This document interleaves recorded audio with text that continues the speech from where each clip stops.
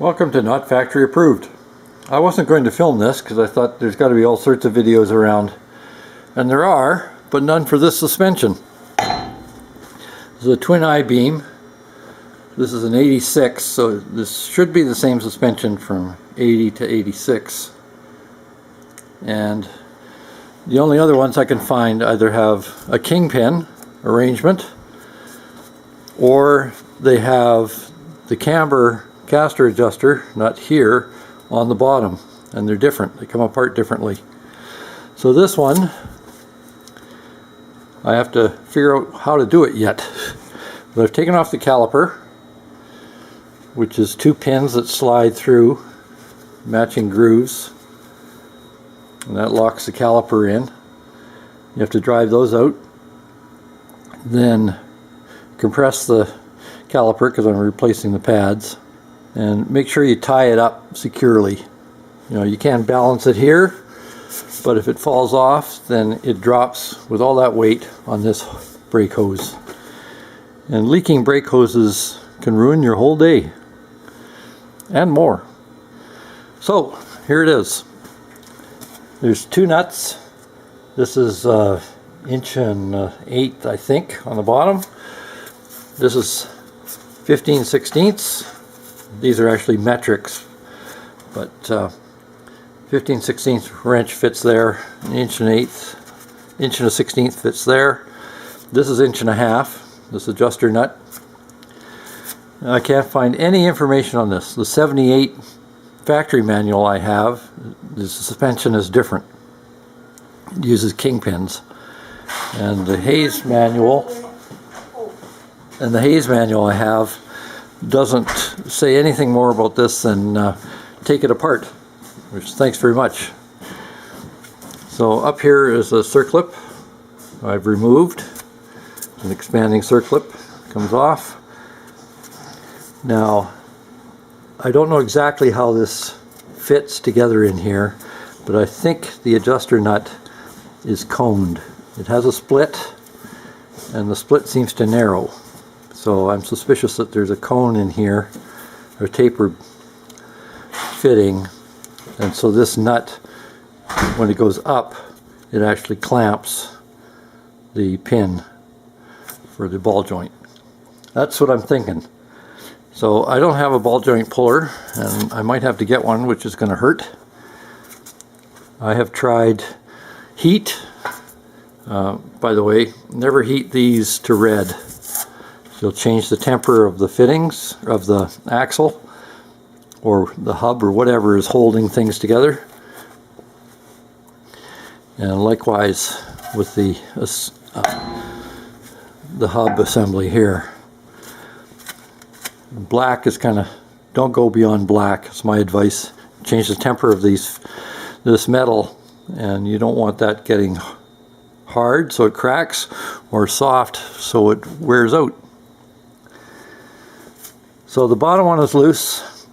That just did that with hammering basically, but it's still tight in the top, and this adjuster will slide up and down, but it takes the bolt with it. So find out how to get that apart. That's the challenge. My pickle fork is too small to fit in here, so I might try that option. I'm not sure yet. Another successful guerrilla disassembly. So what I did was I took a fairly large vice grip with flat jaws so I could grip more of the adjuster nut, clamped it so I could turn it a little bit now and then. You can see the rust in there where it was binding. So it is a taper fit inside this, but it does not look like a taper fit here. So I think probably as it goes up, it's expanding the fitting, the nut, so that it clamps inside the hub assembly. That's the way it looks right now. So I put the nut on so it wouldn't drop right off. So the nut prevented it from dropping too far. I beat on this with about a 1 kilo or 2 pound hammer. There you go. see it in profile. And then finally it came loose. And this nut, this adjuster nut, was seized quite nicely yesterday. Well, I needed some heat to get it so that it would move. So I'll take all that apart, clean it up. This ball joint I believe is good. The problem will be this one, now to get it out of there. You will need a puller for this. So I use this 3-jaw or 2-jaw, depending on what you want to use. So it's just using 2 at the moment. You just bolt it across for 2, and you move one of them, this one, for 3.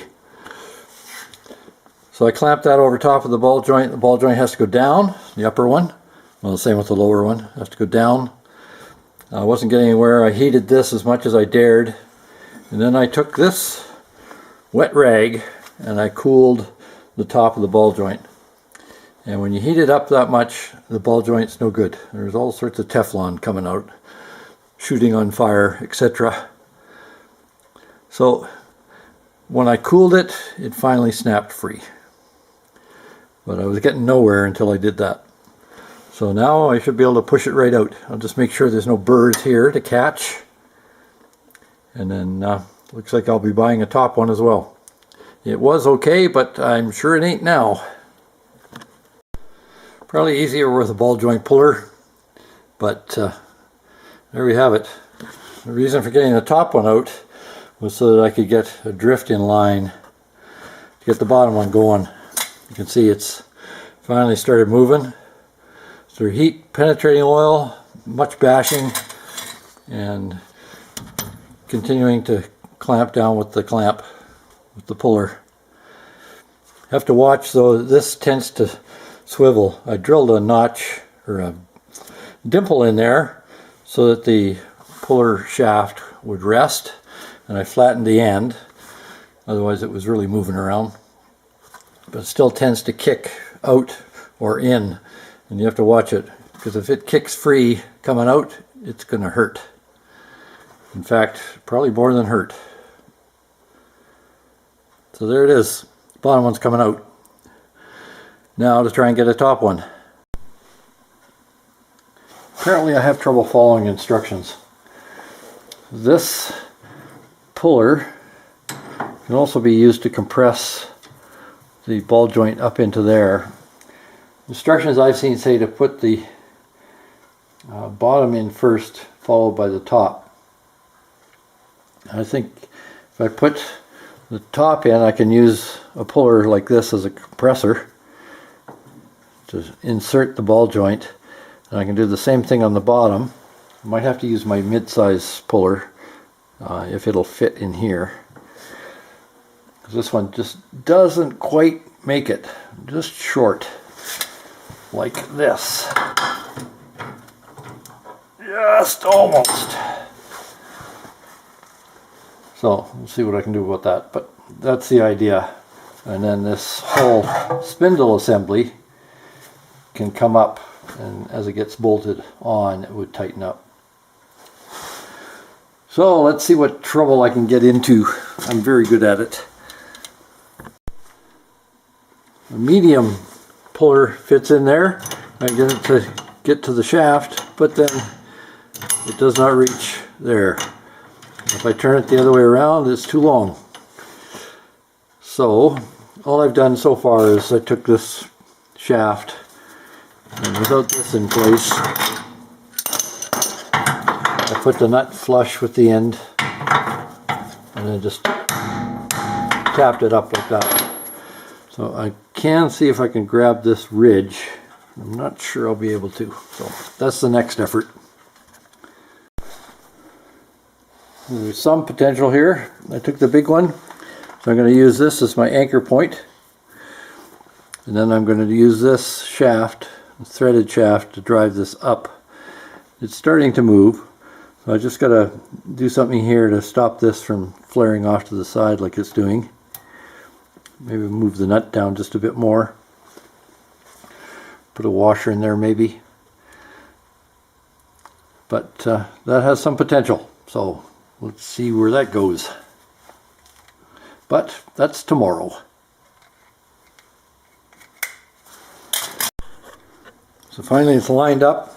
I have to put a washer here, which is just touching the end of the ball joint. The castellated nut is on backwards, so we have the greatest threads here. And that will help to, if there's any burrs on the thread afterwards, winding it off or winding it up will allow me to trim those edges, or just winding the nut down will clean up the threads, depending how bad it is, but I don't think it'll be very bad. So the washer just helps to stop this shaft from wiggling side to side, and then I just push it up. Nope, it's starting to go again, side to side. So I gotta line that up a little better, which I shall do. And it's getting there. Probably got another 1/4 of an inch to go up. First bad news is that these new ball joints have a serrated edge, meant for a later model, because these ones are perfectly smooth. So I used a sliding caliper, and I found out that there was about 25 thousandths difference between the old one and the new one. So since they are cheap and I don't want to wait any longer, I took a file. It's easiest in a drill press. You can see there's a bit of a wobble there, but that's as straight as I can get it. I've now turned it down with the file. So I put about a 3mm, maybe a 4mm, I think it's 3mm bolt in there, in the Zerk fitting, and a locking nut, and then I can, because it's hexagonal and the jaws are 3, I can grip it. But I can't get it any flatter than that. So make sure if you're going to do this, you file it on the side that's spinning, so towards you, so that you're tightening the thread. Because if you do it this side, you run a risk of having it spin off. And you don't want that. So I've got it down to the same size now. And I'll see if I can pull that one in. M-I-C-K-E-Y, Mickey's Repair Shop. M-O-U-S-E. After much finagling, that's what I finally settled on. I found that it would just fit. I had it far enough up that I could now get this bearing puller in there. So I'm basically pushing with the brace against the bottom spindle hole. So, but now it's up high enough. You can get the circlip in there. It's in position. It's fully seated.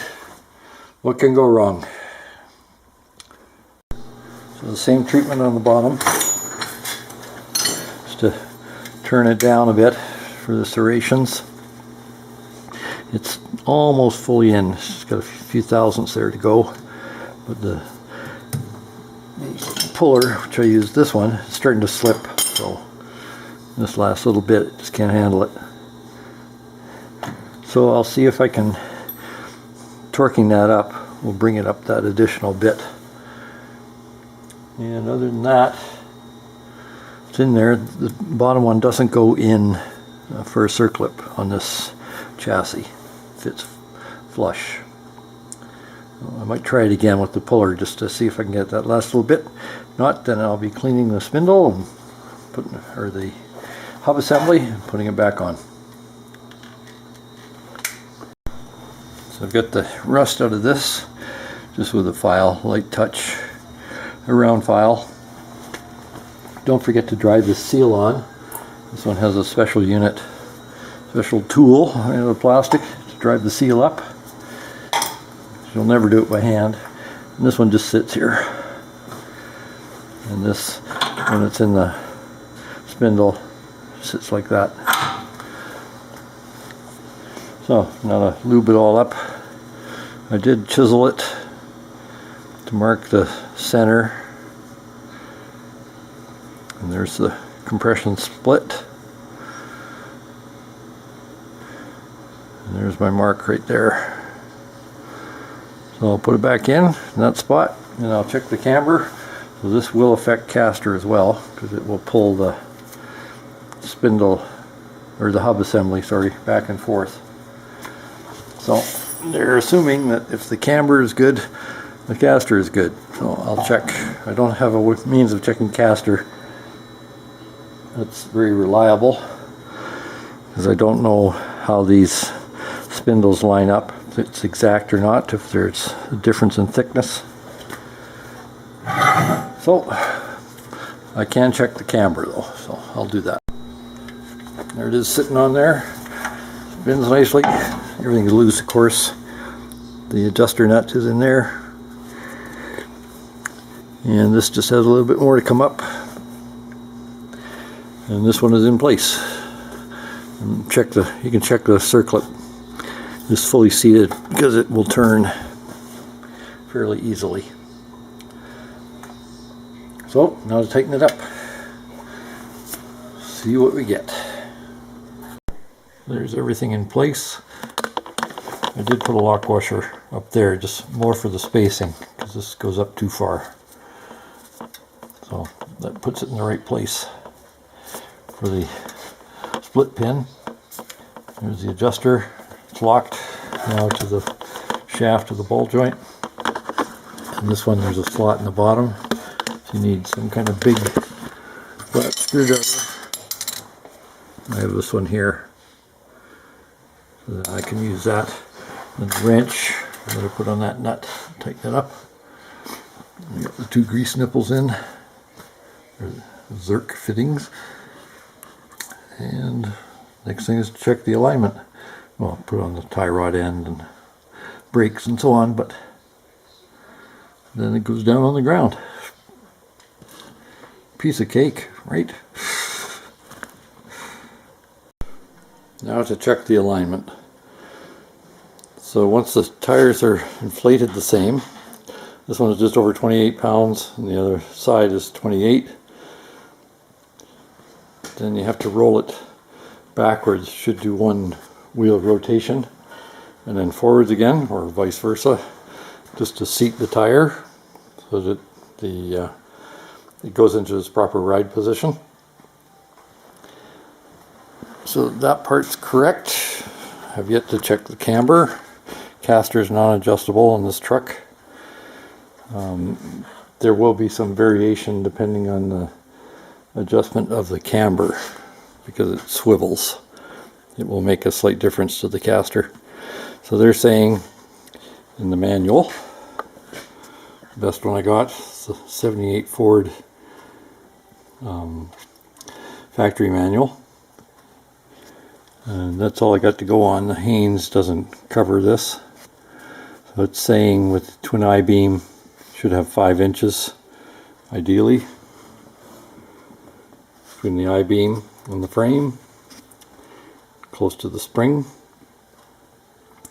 And it gives a table for other heights. This truck is 4 1/8, and both sides are the same, so that part's good.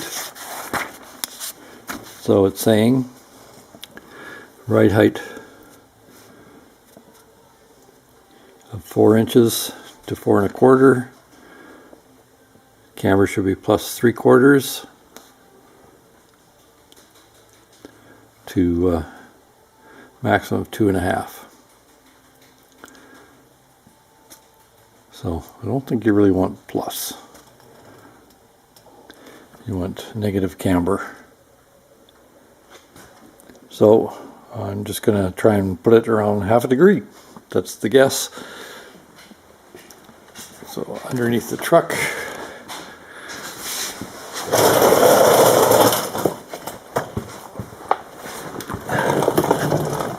there it is there. So this gap, measured it on the back side of the rubber jounts, as they're calling it, 4 inches, or 4 1/8 from the frame, and it's the same both sides. So now to adjust this nut here. Where's my finger? There it is. This nut here, you can see the split, it compresses. So I got a little bit off from where I had it before. So this should line up with this edge. So I'll put it back where it was and see what we get. So I've swept the floor. I'm going to check my gauge for 0 position, calibrate it, and then show you what I do. Should point out that the back end has to be at the same height as well. So I'm pick a spot, any spot, as long as it's the same on each side. I measured from here. This side is 17 1/8, and this side is 17. And that's not going to cause any problem. Because the wheels were out of spec side to side, they were thin spec overall, but the variance between them was too great. I had to adjust the passenger side, which meant freeing up the adjusting nut, which meant loosening the ball joints, loosening the spindle from the ball joints hub assembly. So I did that, adjusted it. Now I have 0.1 negative camber on the other side and 0.2 on this side. So neutral is okay, handle a little bit better if it was a little bit greater, but that's okay. It's not a sport truck.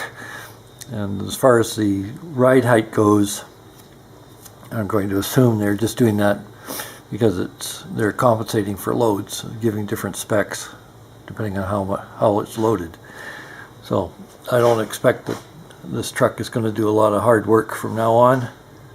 So set it up like a car, which is typically something around 1 or less negative camber to neutral. And so this is pretty close to neutral. Let's see what the inspection says when it comes time to road test it for the test for licensing. But that's it for now. I haven't checked the toe in, can't find my laser. So that's it for now. On to the next. Please don't forget to like, share, subscribe, or even notify, or any of the above, or all of the above. Thank you.